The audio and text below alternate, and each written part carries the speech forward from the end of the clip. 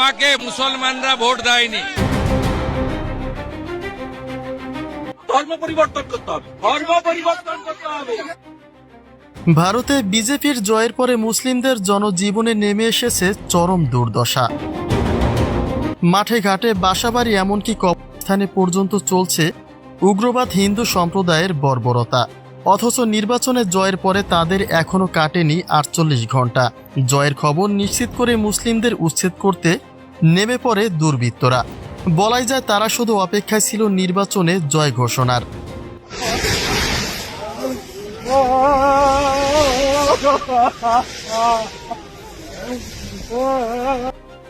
এই ঘটনায় গোটা মুসলিম বিশ্বের নিন্দার ঝড় উঠেছে বিজেপির প্রতি। কেননা শুভেন্দু অধিকারীকেও মুসলিমদের প্রতি ক্ষোভ ঝাড়তে দেখা গেছে। অর্থাৎ এই ঘটনার পেছনে তাদের উপর মহলের অনুমোদন রয়েছে বলেই মনে করছেন বিশ্লেষকরা। শুভেন্দু অধিকারী এটাও বলেছেন মুসলিমরা তাকে ভোট দেয়নি, অথচ নির্বাচনে জয়ের পরে একজন মন্ত্রীর কাঁধে তার রাজ্যের সকল নাগরিকের দায়িত্ব চাপে। কিন্তু সেটা না করে কে তাকে ভোট দিয়েছে, কে দেয়নি, আর কে কি ধর্ম পালন করছে সেটা নিয়ে মাথা ব্যথা বেড়েছে শুভেন্দুর।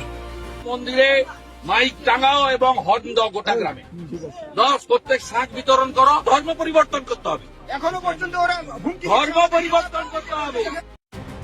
বিজেপির জয় ঘোষণার পরে মুসলিমদের বাসা বাড়িতে অতর্কিত শুরু করে বিজেপি সমর্থিত সদস্যরা। উদ্দেশ্য তাদের মুসলিমদের উচ্ছেদ করে দেওয়া। এক কথায় মুসলিম জাতিকে নিজেদের ব্যক্তি আক্রোশের চোখে দেখছে বিজেপি।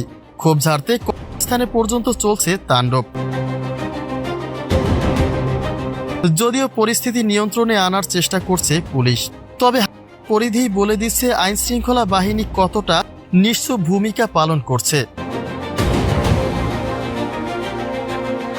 বাংলাদেশের প্রতি প্রায় আঙুল তোলেন ভারতের এই বিতর্কিত রাজনীতিবিদ। তিনি কখনো গোটা বাংলাদেশকেই উড়িয়ে দেওয়ার হুমকি দেন, আবার কখনো বাংলাদেশিদের নিয়ে অশালীন মন্তব্য করেন। অর্থাৎ তাদের এমন আচরণ কোনো শান্তি শৃঙ্খলা বজায় রাখার কথা বলছে না। এক কথায় উগ্রবাদী মনোভাব যেন তাদের রক্তেই মিশে আছে।